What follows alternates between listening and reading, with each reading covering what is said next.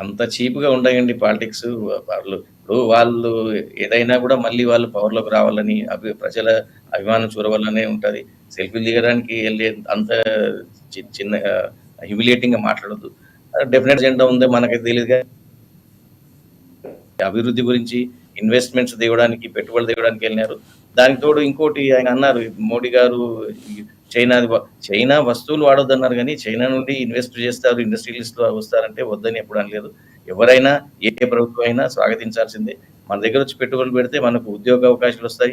మన ఎకానమీ పెరుగుతది. మన జీడీపీ పెరుగుతది కాబట్టి దాన్ని ఎవరైనా స్వాగతిస్తారు. ఎప్పుడు గూడా ఎవరు గూడా వ్యతిరేకించలేదు.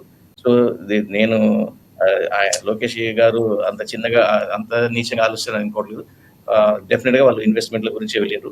దాంతో పాటు సరే ఆయన పర్సనల్‌గా ఏమన్నా ఉంటే కూడా చూసుకోవచ్చు. కానీ మనం అంత కించపరిచే విధంగా మాట్లాడొద్దని నేను అనుకుంటున్నాను. రైట్. మళ్ళీ వస్తాం సార్ మీ దగ్గరికి. ఒకసారి వరలక్ష్మి గారితో మాట్లాడదాం. వరలక్ష్మి గారు, మీరు ఇందాక రేగిడి లక్ష్మణరావు గారు మాట్లాడింది విన్నారు. Please react. ఏదో మనము దీన్ని కాంప్లికేట్ చేయాలని మాట్లాడకూడదండి. పెద్దలు నరసింహారెడ్డి గారు ఇప్పుడు ఒకటి చెప్పారు, మనకి మ్యానుఫ్యాక్చరింగ్ సెక్టార్ ని చైనా వాళ్ళని కూడా ఇన్వైట్ చేయండి అని చెప్పారు. దాన్ని మనం స్వాగతించాలి. పెద్దలు ఎవరైతే ఎక్స్పీరియన్స్డ్ ఉన్నారో, ఎవరైతే పారిశ్రామికవేత్తలు వారు 2005 నుంచి అక్కడ ఉన్నారు, వాళ్ళు అక్కడ ఎట్లా ఉంది అనేది ఇలాంటి డిబేట్స్ ద్వారా కూడా మనం ఇది గవర్నమెంట్ కూడా తీసుకెళ్ళాలి. కానీ సెల్ఫీలో లేకపోతే సార్ ఒక మాట నేను అడగొచ్చా? గడిచిన 5 సంవత్సరాలలో జగన్మోహన్ రెడ్డి గారు ఏ రోజైనా ఒక రివ్యూ చేసినట్టు కానీ, ఒక ప్రెస్ మీట్ పెట్టినట్టు కానీ, ఒక క్వశ్చన్ కి ఆన్సర్ చేసినట్టు ఇదే రాష్ట్ర పరిస్థితి అని చెప్పారా? లేకపోతే ఓన్లీ ప్రతిసారి బటన్ నొక్కడము? ఎందుకు 11కు పరిమితం చేశారండి?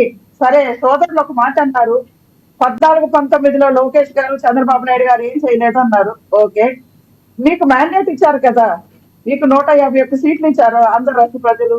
మీరేం చేశారు? బటన్ నొక్కి కనీసం రోడ్లు మినిమం కనీసము నీరు, రోడ్లు కూడా మౌలిక వసతులు ఏమీ లేకుండా రాష్ట్రాన్ని సర్వనాశనం పట్టించి ఓన్లీ బటన్ నొక్కి ఒక గ్రూప్ ఆఫ్ పీపుల్ నే నేనేదో వాళ్ళకి ఒక ప్రసాదం పెట్టినట్టు పెడతాను, నేను ఫ్రీగా వాళ్ళని ఎంకరేజ్ చేసేసానని కదండి.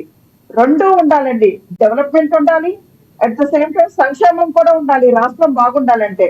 అంతేగాని ఓన్లీ నేను సంక్షేమ పథకాలు పర్టికులర్ గా ఒక గ్రూప్ ఆఫ్ పీపుల్ నే నేను ఎంకరేజ్ చేస్తాను, రిమైనింగ్ రాష్ట్రాన్ని నేను భ్రష్టు పట్టిస్తానంటే ఇప్పుడు యాక్సెప్ట్ చేయలేరండి. ఎందుకంటే రాష్ట్రం బాగుండాలంటే రెండు ఈక్వల్ గా ఉండాలి, రైలు పట్టాలలాగా. అదే విధంగా ఊరికే ఏదో పిలిచి అంటే డిబేట్ లో కూర్చున్నాం కాబట్టి తెలుగుదేశం ఉన్నా లేకపోతే కూటమి ప్రభుత్వం ఒక మాట మాట్లాడారు కాబట్టి మేమేదో మాట్లాడాము పొద్దుపోతుంది అని అనుకోకూడదండి.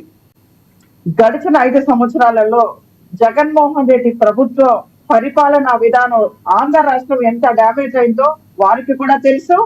అందుకనే ఆంధ్ర రాష్ట్ర ప్రజలు ఎప్పుడూ లేనంత విధంగా అండి, మీరు ఓటింగ్ సరళిని చూస్తే సార్ ఎంత పెద్ద ఎత్తున స్వచ్ఛందంగా వచ్చి ఓట్లేశారో ఇవాళ మనకు వచ్చిన రిజల్ట్ ని బట్టి మనం చూడొచ్చు.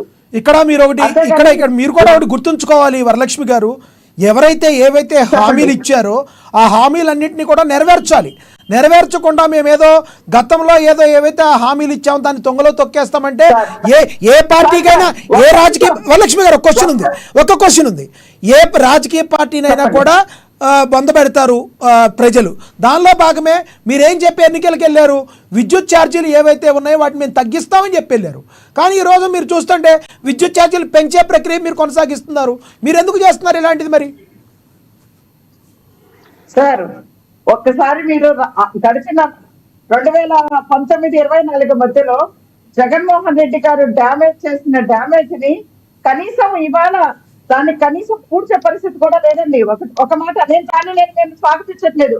రెండోది ఏంటంటే సార్ ఇందాక నరసింహారెడ్డి సార్ ఒక మాట చెప్పారండి, ఎవరైనా కానీ పెట్టుబడిదారులు ఇక్కడికి వచ్చి అదే ఆంధ్ర రాష్ట్రంలో గడిచిన 5 సంవత్సరాలలో ఎవరెవరు పెట్టుబడి పెడతామని వచ్చారో వాళ్ళందరినీ మనం స్వాగతించిందంటే, వాళ్ళందరినీ కూడా మిగతా వాళ్ళని ఎంకరేజ్ చేస్తున్నట్టే ఇవాళ ఆంధ్ర రాష్ట్ర ఆర్థిక పరిస్థితి ఇంత ఘోరంగా ఉండిండేది కాదు, ఇలాంటి పరిస్థితి తీసుకొచ్చిండేది కాదు. ఏవైతే విద్యుత్ సంస్కరణలు 2014-19లో చేశారో అవి కంటిన్యూ చేస్తున్నా కానీ ఇవాళ పరిస్థితి ఇలా వచ్చిండేది కాదండి. మీరు ఒక్కసారి పెద్దలు మీకు చెప్పాల్సినంత లేదు. ఎందుకు చేశారా?